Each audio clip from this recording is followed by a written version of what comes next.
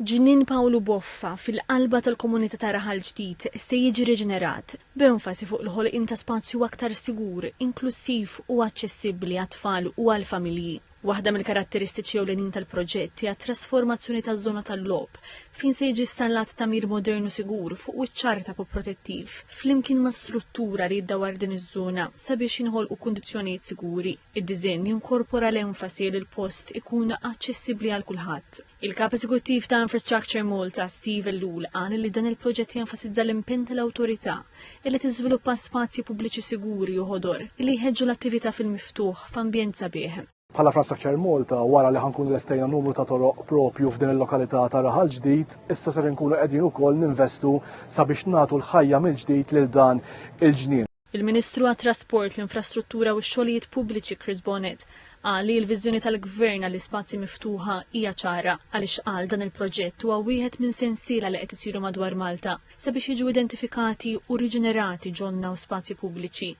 Ix-xogħol għandu jibda fix-xhur li ġejjin u mistennijiet lesta fl-2026.